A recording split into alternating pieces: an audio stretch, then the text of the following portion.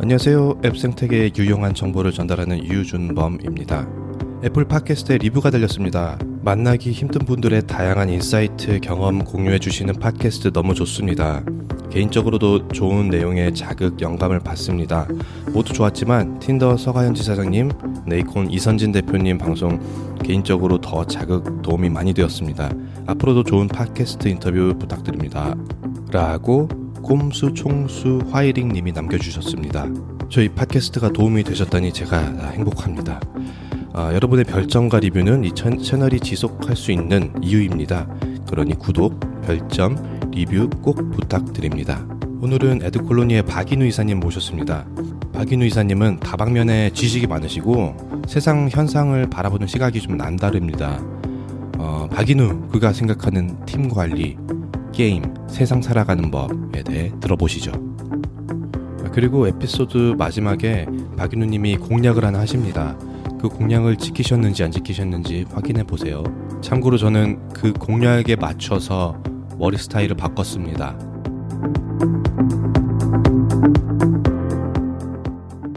안녕하세요, 인우님. 네, 안녕하세요. 자기소개 좀 부탁드립니다. 네. 저는 현재는 에드컬로니라는 미국에 본사를 둔 에드테크 디지털 광고 플랫폼 회사에서 일하고 있습니다. 너무 간단한가요? 실질적으로 어떤 일을 하는지, 어떤 가치를 제공하는지 말을 해주세요.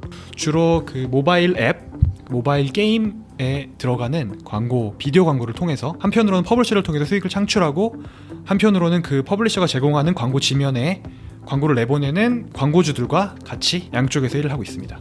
네, 제가 박인우님을 오랫동안 알아오면서 네네. 참 이 세상 돌아가는 거에 관심이 많고 네네. 또 많이 알기도 하고 또 흥미로운 세계관, 관점 같은 걸 갖고 있어서 네네. 오늘은 모바일 광고 이야기와 함께 네네. 인류에 대한 이야기, 네네. 조직 관리, 네네. 부담스럽네요. 한국 사회에 대한 이야기 뭐 이런 것도 좀 네네. 얘기를 나눠보도록 할게요. 네네. 우선 본인 이력 좀 말씀해 주세요.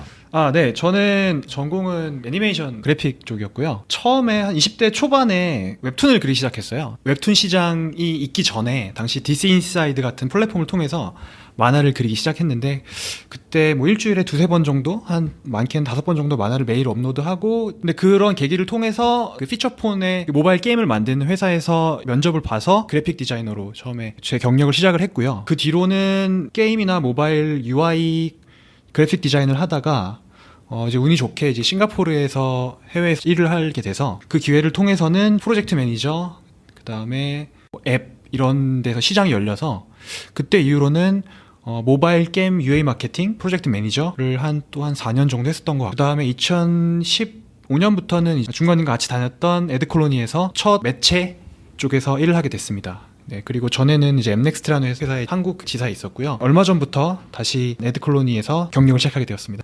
이게 가장 흥미로운 이력은 네. 웹툰 작가? 네네. 웹툰이 언제부터 생겨났죠? 웹툰은 2003년도부터 이제 있었던 것 같아요. 지금 이제 우리가 모두 알만한 뭐 강풀, 이말년 이런 사람들이 DC 인사이드 같은 플랫폼을 통해서 굉장히 네임드 작가였어요. 당시에서는 저는 만화를 매일 그리면서 저도 계속 뭐 지금으로 치면 구독자를 계속 늘려가고 있었는데 그게 만화 그리는 게 도움이 될 거라고 생각하진 않았어요. 왜냐하면 제가 만화를 공짜로 그려서 공짜로 사람들이 그냥 인터넷에서 보고 뭐 퍼 나르고 뭐 이런 구조였기 때문에 그래서 저도 가끔 돌아보면 그때 제가 만화를 계속 그렸으면 어떻게 됐을까라는 생각을 하기도 해요. 근데 그때 느꼈던 것 중에 하나는 제가 하고 싶은 얘기랑 독자들이 느끼는 것의 간극이 굉장하다는 걸 느꼈어요. 그러니까 제가 하고 싶은 얘기는 이건데 독자들이 이렇게 받아들이고 제가 이게 재밌을 것 같아서 그린 만화는 이건데 사람들이 조회수가 높고 많이 퍼날르는 만화는 이런 거였다. 그러니까 생산자와 최종 소비자 간에 굉장한 간극이 있다라는 걸 그때 안 것 같아요. 그때 저랑 만났던 사람들 중에 지금 또 유명해진 작가들이 있습니다. 그분들도 보면은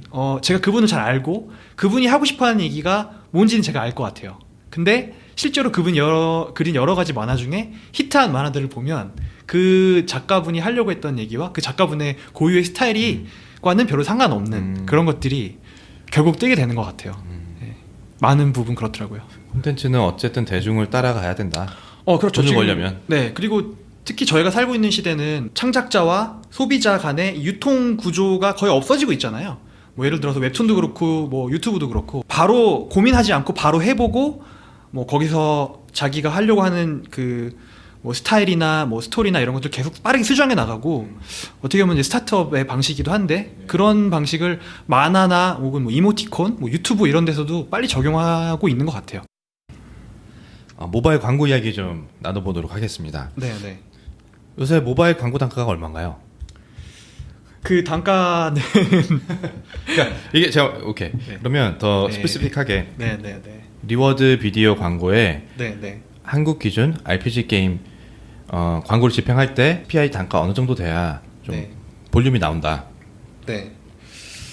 이거 천차만별일 것 같은데 비싸게 주고 하시는 분들은 뭐 10불 이상씩 주시기도 하시고요. 그 단가가 네. 예전 뭐 한 2, 3년 전보다 네, 네. 오른 것 같으세요? 아니면 똑같나요? 네, 오르고 있어요. 오르고 있어요? 네, 네. 유저의 결국 퍼블리셔 쪽에서도 유저의 관심과 시간을 샀는 비용이 점점 비싸지고 있기 때문에 그리고 뭐 다들 아시다시피 양극화 현상이 더 심해져서 뭐 예를 들어서 리니지 M만 하더라도 매출로 치자면 거의 뭐 20-30% 정도 한국 구글 플레이 전체 매출에 뭐 이 정도를 하고 있기 때문에 하나의 게임이 점점 더 유저 모객 비용과 이런 것들은 증가하고 있는 것 같아요.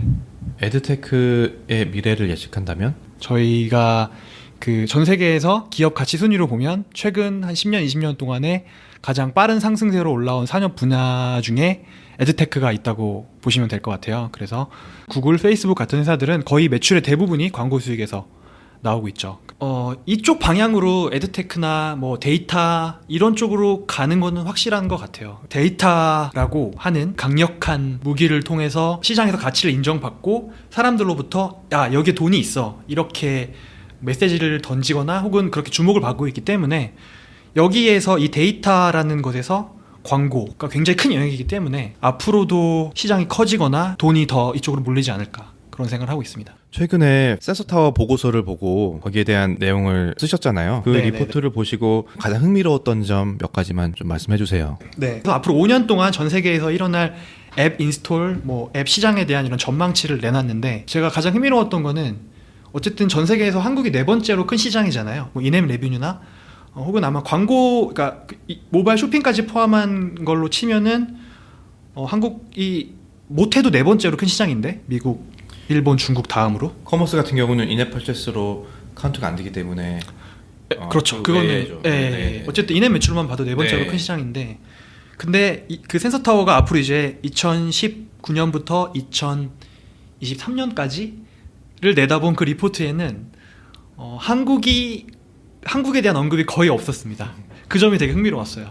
그래서 물론 한국이 지금 인구가 앞으로 몇십 년 안에 이제 감소하기 시작할 거고 그 다음에 생산 인구도 앞으로 이미 감소하고 있는 걸로 알고 있어요. 생산 인구는.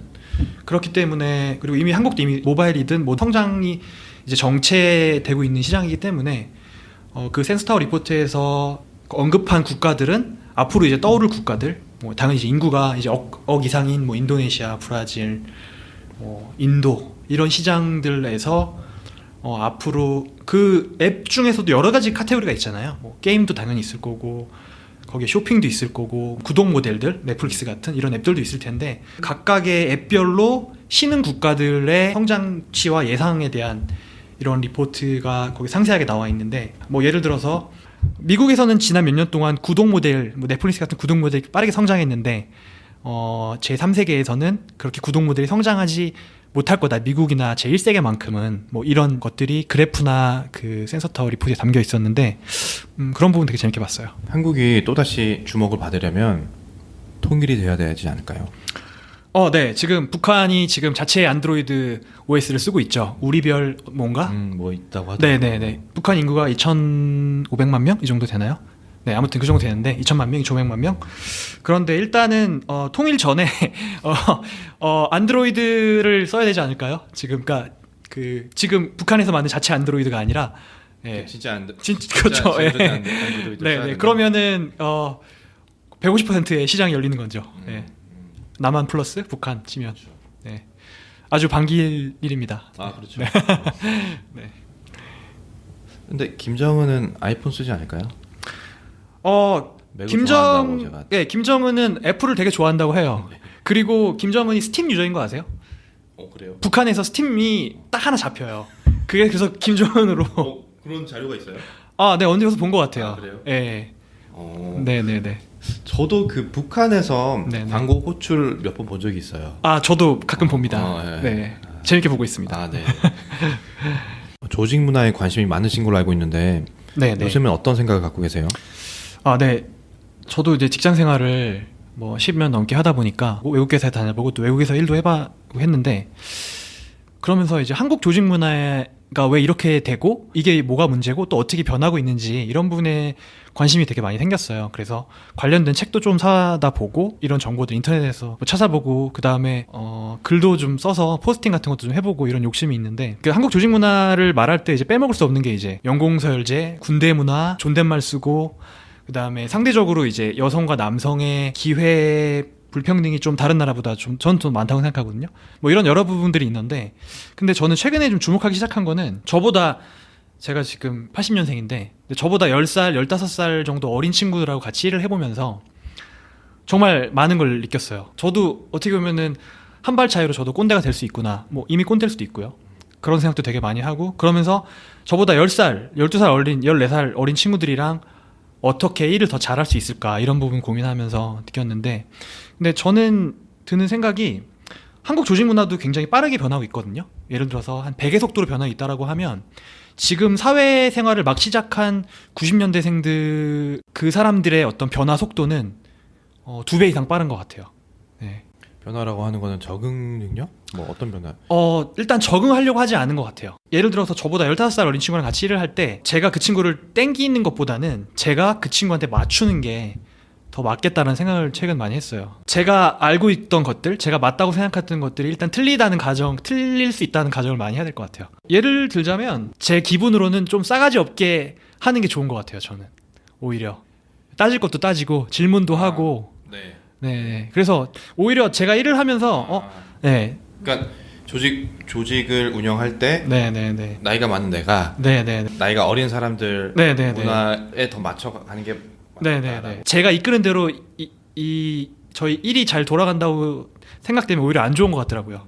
한편으로 저 사람이 내 말을 되게 안 듣는 것 같다거나, 저 사람은 나랑 되게 다른 생각을 가지고 있다거나, 이런 생각을 해서 이렇게 서로 이렇게 묘한 긴장 관계가 있는 게 오히려 더 좋다라는 생각을 최근 한 2, 3년 사이에 한 것 같아요. 한국의 조직 문화가 UA 마케팅 하는 데에 어떤 영향을 미칠까요? 디지털 마케팅을 할 때 글로벌로 마케팅을 한다라고 하면 그게 뭐 게임이든 아니면 앱이든 훨씬 더 디지털 마케팅을 잘하고 미디어 믹스를 잘하고 이런 게 되게 중요해지는데, 한국이라는 한정된 국가로 타겟을 하다 보면, 그러니까 예를 들어서 뭐 UA 코스트를 낮춘다거나 뭐 전환을 높인다거나 하는 것들보다는 바이럴 마케팅을 한다거나 이슈잉을 만든다거나 TV 광고나 뭐 지하철 광고를 한다거나 그런 방법을 섞어서 하는 게 훨씬 더 좋기 때문에 일단 두 개가 갈릴 것 같은데요. 일단 질문에 대한 답을 드리면, 상대적으로 한국에서 일하는 마케팅 조직들이 책임과 권한이 좀 분산되어 있는 편인 것 같아요. 미국이나 이런 외국 회사들은 상대적으로 마케터가 마케팅 예산이 있고 그 사람의 책임과 권한, 목표가 명확하게 있기 때문에 굉장히 빠른 편인데, 한국은 그게 좀 분산돼 있어서 의사결정도 좀 느린 편인 것 같고.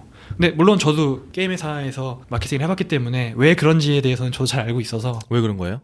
저는 뭔가 원인을 볼 때 단순하게 안 보고 좀 꼬리에 꼬리를 물고 가는 편이어서 그런데, 뭐 이거를 굳이 길게 보자면 뭐 유교 문화부터 예, 뭐 그 독재 정권을 통해서 쌓아온 우리의 뭐 이런 저희의 뭐 사고 방식이라든가 뭐 이런 것들이 다 연관돼 있는 것 같아요. 아주 깊네요.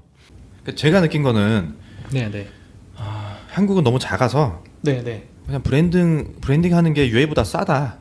네, 그렇죠. 5천만 원밖에 안 되고. 전 국가에 할 필요 없고 그냥 서울만 하면 되잖아요. 그렇죠. 서울에 뭐 소속감 하면 2천만 명이 몰려 살고 있는데 뭐. 그리고 그 전략에 맞춰서 UA를 하기 때문에 네네. UA 자체가 네, 뭐 네. 마케팅 전략이 아주 뭐 우선순위가 되는 게 아니고 네, 브랜딩을 도와주는 역할을 하는 거고. 네. 그래서 이 전체적인 이 브랜딩 마켓의 전략이 바뀌면서 UA 전략도 계속 거기에 맞춰 따라가는 그런 구조. 그렇게 보시는 게 저도 맞는 것 같아요. 업계에 새로 들어오시는 분들을 위한 조언 좀 주세요. 이제 가끔 뭐 그런 사람들이 있어요. 그러니까 뭐 나는 뭐 대기업에 가서 뭐 거기서 정년퇴임까지 일하는 게 목표다, 이런 사람들이 가끔 있는데, 전 속으로 생각하는 게, 우리가 안전하고 되게 오래 일할 수 있다고 생각했던 그런 대기업이나 뭐 공기업 이런 데조차도 앞으로 10년, 20년 안에 굉장히 빠르게 변할 거다. 그렇죠. 라는 생각이 들어서 예. 미국에서는 공무원도 잘리잖아요. 네, 그렇죠. 20세인 박인우한테 주는 조언은? 저는 얼마 전에 그런 글을 봤거든요. 지성이란 양극단의 모순된 진실을 통해서 나오는 결론이다. 뭐 이런 거였는데 두 가지 극단적인 얘기를 할 것 같아요. 일단 걱정하지 말고 그냥 즐기면서 하루하루 행복하게 하면서 살아. 그 얘기를 한편으로 하면서 한편으로는 더 공부하고 더 많이 해봐. 이것저것 시도를 많이 해봐 라고 할 것 같아요. 네. 어떻게 보면 되게 모순된 얘기죠. 네. 네. 놀아라 공부해라. 네. 저는 이렇게 해석해요. 걱정하지 말고 열심히 해라. 네, 그렇죠. 그 준범님이 지금 하고 있는 거랑 비슷한 것 같아요. 그냥 해라. 걱정하지 말고 실행해라. 뭐 김어준이 한 얘기도 하죠. 공부를 한다고 하면 20살 때 내가 이런 전공을 했으면 좋겠을 것 같다. 또는 이런 기술을 배웠으면 좋았을 것 같다 하는 게 있어요. 그때 20대 초반에 저도 이제 홈페이지 같은 거는 이제 제가 직접 만들고 했었는데 그쪽을 제가 더 공부했으면 좋았을 것 같고요. 네, 개발 쪽. 그리고 새로운 시도를 좀 더 많이 해봤으면 좋았을 것 같아요. 당시에 이제 만화를 그렸는데 그거를 지금 이제 원래 책으로 내려고 했었어요. 개인 출판으로. 그것도 근데 생각만 있었는데 좀 게을러서 못했고 뭐 그것도 있고 재밌게 하려고 했었던 뭐 이런 거 올려가지고 뭐 당시로는 블로그에 올려볼까? 뭐 싸이월드일 수도 있고요. 뭐 이런 물건 만들어서 팔아볼까? 이런 것들을 조금 계획을 가지고 예를 들어서 뭐 3개월에 한 번씩 이런 거 하나씩 해보자 친구들이랑. 네, 뭐 이런 것들 그게 뭐 돈을 벌려고 한다기보다 그런 프로젝트를 통해서 그런 실행들을 통해서 얻는 것들이 되게 많다고 생각을 해요. 거기서 가능성이 발견이 되고 뭐 그게 사업이 될 수도 있고요. 네, 뭐 새로운 사람들을 만날 수도 있고 뭐 모르던 영역들을 알 수도 있고. 그래서 뭐 꼭 공부를 한정지어서라기보다는 뭐 이것저것 돈은 들지 않더라도 내 시간을 들여서 할 수 있는 이런 재밌는 것들을 많이 해보라고 할 것 같아요. 최근에 느낀 삶의 지혜 공유 하나 해주세요. 저는 사회생활하면서 많이 느끼고 하는 건데 그리고 이제 학교 다닐 때 저희 선생님들이 가르쳐주지 않는 거라고 생각하는데 저는 운이라는 게 정말 큰 것 같아요. 제가 생각하는 운은 제가 컨트롤할 수 없는 세상의 모든 영역이거든요. 네, 저도 뭐 제가 했던 뭐 회사 다니면서 했거나 뭐 이렇게 했던 프로젝트나 이랬던 돌아보면 전혀 저랑 상관없거나 이런 사람들이 도움을 주신 경우가 되게 많아요. 근데 그분이 저한테 썼던 선의가 있어서 한 게 아니라 그분 지나가면서 뭐 저희 회사 소개를 이렇게 했는데 그분이 저희한테 와서 연락을 해주시고 그게 또 일이 잘 되기도 하고 굉장히 예측하지 못했던 일들이 많이 일어나고 그리고 그런 것들이 너무 운적인 요소가 크다라는 게 저는 어른이 되면서 가장 느꼈던 것 같아요. 물론 노력 당연히 해야 되겠죠. 전략도 있어야 되겠고 실행도 빨리빨리 해야 되겠고 네, 근데 운이라는 거는 그 나머지 내가 앞서 말했던 이 세 가지 조건이 다 갖춰졌는데 운이 없으면 이건 또 안 되는 영역인 것 같아요. 네. 얼마 전에 플레이스테이션을 사셨다고 하셨는데 네네, 어떤 게임 하세요? 요즘 지인분이 그 레데리 2를 빌려주셔서 그거를 찔끔찔끔 주말에 하고 있습니다. 게임 문화 자체를 좋아하는 것 같아요. 그러니까 게임 문화라는 가지는 어떤 서브컬처적인 느낌? 그러니까 뭐 하위 문화 같은 느낌 있잖아요. 사실 게임, 그러니까 지금 저희가 쓰고 있는 유행어 같은 것들 대부분 다 게임에서 나오잖아요. 뭐 현피 뭐 이런 것들. 이거를 하게 된 계기는 제가 미국 가서 게임쇼 가서 그 영상 같은 거를 봤는데 이거 안 하면은 특히 모바일 게임도 모바일 게임이지만 이 큰 화면으로 펼쳐진 이 콘솔 게임을 안 하면 이 시대가 주는 어떤 큰 트렌드를 놓치는 것 같고 뭐 큰 재미를 놓치는 것 같다는 생각이 들어서 갔다 오고 나서 바로 구매해서 하고 있습니다. 제가 게임이 미래라고 생각하는 이유는 좀 크게 보자면 뭐 결국에 게임이나 어떤 디지털을 통해서 제공하는 가치는 거의 무한대라고 보거든요. 결국 앞으로 인류가 나가야 할 방향도 게임이나 디지털이나 이런 것들이 제공하는 엔터테인먼트적인 요소들이 되지 않을까 생각합니다. 무한정적이다. 게임의 콘텐츠가 무한정적이다. 그렇죠. 제가 서울 강남에 한 평의 땅을 가질 수는 없지만 저는 지금 최근 핸드폰을 샀는데 4배가 늘었습니다. 저장 공간이. 그동안 제가 실제 가진 땅은 하나 늘지 않았는데 디지털 저장 공간이 이렇게 늘었습니다. 게임만 해서 즐거운 사람을 우리 사회가 가만히 두지 않는 것 같아요. 최근에 뭐 게임 중독 이런 것도 이슈가 되면서 나는 게임하고 행복한데 저희가 살고 있는 세상은 자꾸 이런 사람들이 불편하게 만드는 세상이어서 저도 되게 촌스러운 세상에 살고 있다고 생각하고 있습니다.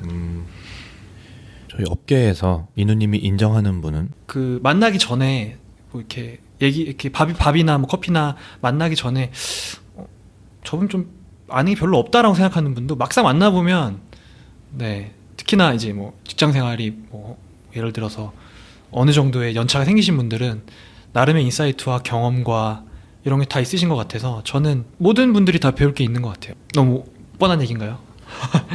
예를 한번 들어주세요. 준범님도 아시는 분일 수도 있는 것 같은데, 그러니까 저희 업계에서 본업뿐 아니라 여러 가지 사이드로 뭔가를 계속 하시더라고요. 어떤 분들은 뭐 개발 언어를 배우시는 분들도 있고, 직접 마케터로서 뭐 카드 뉴스 같은 걸 제작하시는 분들도 있고, 그리고 뭐 유튜버를 하시는 분들도 있고, 이런 분들이 되게 많으신데, 이런 분들이 자기가 직장 생활을 통해서 하는 본업 말고 이렇게 사이드로 뭔가 연관된 일을 개발시켜 나가는 것들을 보면 저는 되게 부럽기도 하고, 한편으로는 물론 어떻게 보면 저도 근데 어렸을 때 그랬던 것 같고요. 뭐 그런 분들 보면 저 옆에서 응원만 하면 뭐합니까? 밥을 사야지. 예. 네. 예를 들어 자취남. 네, 그렇죠. 네, 성우님도 있고.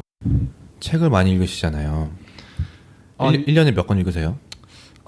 일단 저는 제가 개인적으로 별로 똑똑하지 않다고 생각해서 책을 억지로라도 좀 책 좋아하는 편이고요. 책을 많이 보려고 하는데 1년에 한 달에 한 2권 정도 보는 것 같아요. 주로 어떤 책 보세요? 최근에는 IT 관련된 책, 뭐 스타트업 관련된 책 많이 보고요. 추천해줄 만한 책 있어요? 최근에 본 거 중에 뒤늦게 그로스 해킹, 린 스타트업, 에자일 관련된 책 보고 있고요. 엄청 재밌거나 하진 않은데 그래도 뭐 공부되는 게 있어서 보고 있고, 최근에 정말 재밌게 봤던 책은 한 몇 달 전이긴 한데 유발 하라리 책 3부작? 네, 굉장히 재밌게 봤어요. 스마트폰을 신경 안 쓸 정도로 너무 재밌게 봐서. 인류의 미래에 대해서 얘기하잖아요. 특히나 최근에 이런 속도로 빨리 변해왔고, 그러니까 예를 들어서 지구상의 인구가 늘어나는 속도가 그래프로 보면은 진짜 최근 한 300년 사이에 막 엄청나게 늘었거든요, 인구가. 근데 이 지구가 이걸 견딜 수 있을까? 언젠가는 어떻게 보면 뻥 터지는 거죠. 뭐 그러니까 쉽게 그 사람은 단정하지 않는데, 이제 그러니까 지금 세상이 변하는 가속도가 점점 빨라지고 있기 때문에 뭔가 큰 변혁의 시기가 올 거다라고 저는 기억해요. 이런 책을 읽으시면 삶에 또는 내 사고방식에 어떤 영향을 줘요? 글쎄요. 저는 그러니까 뭔가 안다는 거는 내가 모르는 걸 아는 거잖아요. 네. 근데 뭐 인터넷을 서핑할 수도 있고 뭐 유튜브를 볼 수도 있는데, 그 타자의 경험을 가장 긴 호흡으로 들어갈 수 있는 게 저는 책인 것 같아요. 그래서 그걸 책을 딱 덮고 났을 때 저는 기분이 좋은 것 같아요. 네. 그러니까 뭐 제가 뭐 예를 들어 유발 하레 같은 경우는 이제 인류학자인데, 그 사람이 이제 몇십 년 동안 연구했던 거를 이제 집대성한 그 책이잖아요. 네. 근데 잠깐 그 사람의 눈으로, 그 사람의 머릿속으로 들어가서 그 사람의 눈으로 세계를 보는 거죠. 근데 그런 경험은 되게 짜릿한 것 같아요. 네. 그렇죠. 그러니까 원래 책으로 유명했던 거를 영화로 네. 많이 만드는데, 네네네. 책 한 권 읽으려면 뭐 8시간에서 10시간 걸리는데, 네네. 영화는 그걸 단축시켜서 2시간 만에 푸는 거잖아요. 그렇죠. 네. 그래서 영화로 갔을 때 실패하는 경우가 더 많은 것 같아요. 그 집중도 때문에 그런 게 그렇지 네, 않을까 네, 네. 하는 생각이 들어요. 하루에 몇 시간 주무세요? 저는 요즘에 좀 많이 자서 7시간? 7시간이 많이 자는 건가요? 네, 7시간. 7시간이면 한국인 평균으로 알고 있습니다. 예. 원래 얼마나 주무셨길래? 보통 6시간? 네. 평일에는. 네. 그럼 이누님의 네, 장점은 뭐라고 생각하세요? 장점 없는 것 같아요. 네. 장점이라기보다는 제가 의식적으로 자꾸 하려는 게 있어요. 네. 내가 틀릴 수 있다. 네. 그리고 틀렸으면 빨리 고치자. 네. 네. 그 생각은 언제부터 갖게 됐어요? 어렸을 때부터 했던 것 같아요. 네, 그런 생각이. 네. 그 예를 한번 들어주세요. 뭐 어떤 게 있을까요? 그러니까 저는 이제 일을 할 때 좀 약간 덕후 기질이 좀 있거든요. 네. 그래서 책상에 오래 앉아 있어서 뭔가 계속 파고 들어가는 편인 것 같아요. 네. 그러니까 제가 만화 그렸을 때에 일하던 방식이 지금 저는 다른 일을 하고 있는데 여기도 연관을 준 것 같아요. 너무 디테일하게 간다? 너무 디테일하게 파고든다? 네네. 필요 이상으로? 네네. 그래서 저는 빨리빨리 뭐 예를 들어서 뭐 광고주나 뭐 퍼블리셔 응대할 때 빨리빨리보다는 저는 되도록 예상 질문들을 먼저 준비해 놓고 주는 편이고, 그다음에 데이터도 좀 많이 보는 것 같아요. 근데 이게 단점을 작용할 때도 있는데, 그런데 그래서 어쨌든 뭐 한편으로는 이제 그게 장점이죠. 뭐 깊게 파고들려고 하는 게. 네. 그리고 이제 그렇기 때문에 거기서 제 판단이 틀릴 수 있기 때문에 약간 의식적으로 계속 중간중간에 브레이크를 거는 것 같아요. 이 가정이 틀릴 수 있어. 이 예측이 틀릴 수 있어. 그리고 여기에 시간 쏟는 게 아닐 수 있어라는 거를 심할 때는 이렇게 뭐 이렇게 타이머로 해놓고 뭐 30분마다 한 번씩 네. 야, 지금은 이제 프레시할 시간이야. 네. 다른 거 봐. 뭐 이런 식으로 하는 것 같아요. 제가 그래서 이 구글 타이머라는 거예요, 이게. 저도 사겠습니다. 네, 유명한 시계입니다. 아, 사야 되겠네요. 네. 네. 자, 마지막으로 네. 이누님의 꿈이 뭐예요?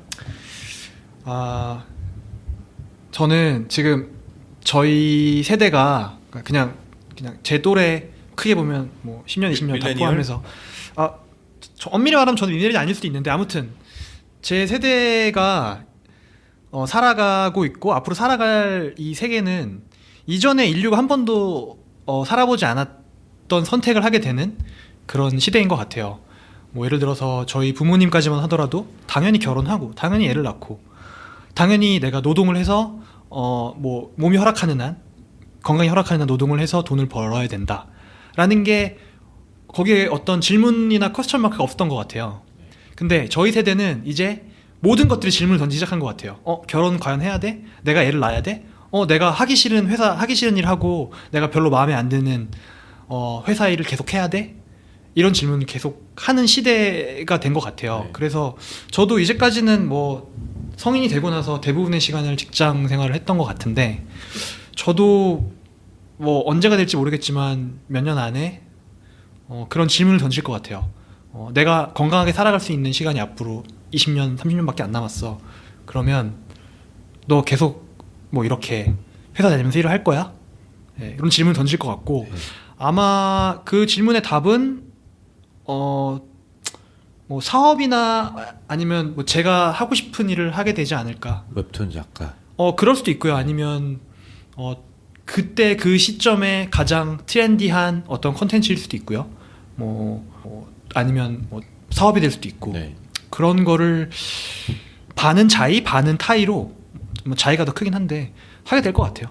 그러니까 사업을 하겠다. 꿈이 사업가다. 네. 또는 프리랜서다.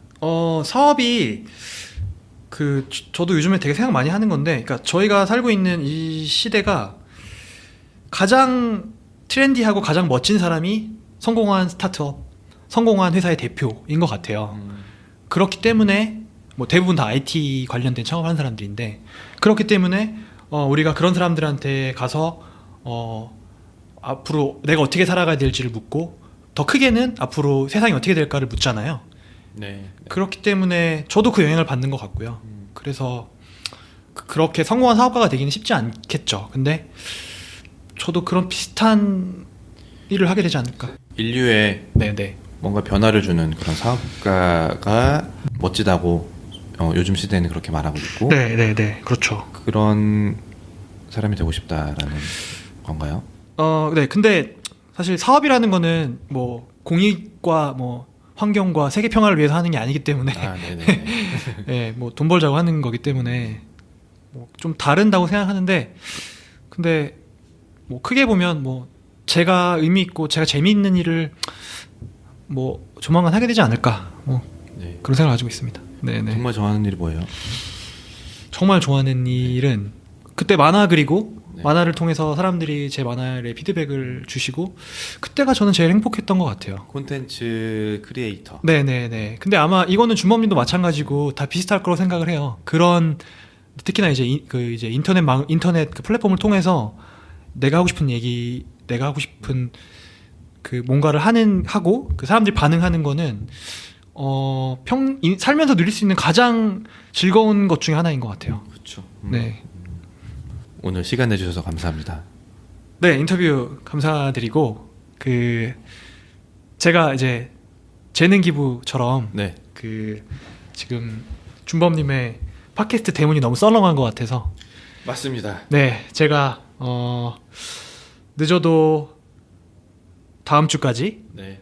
디자인을 네. 네, 커버 디자인 작업을 로고와 팟캐스트 로고와 그렇죠. 네, 디자인을? 그렇죠. 네, 제가 멋있는 걸로 제가 감사합니다. 네, 이렇게 해야지 또 마감을 또 제가 합니다. 네. 이렇게 말까지 했으니까 무조건 해야 되는 거예요. 그렇죠. 이렇게 기간을 정해놓고 해야지 네. 그거 안 하면 안 되게 되더라고요. 네, 감사합니다. 네, 감사합니다. 이 에피소드의 쇼노트는 데이터마이즈.io에서 확인하실 수 있습니다.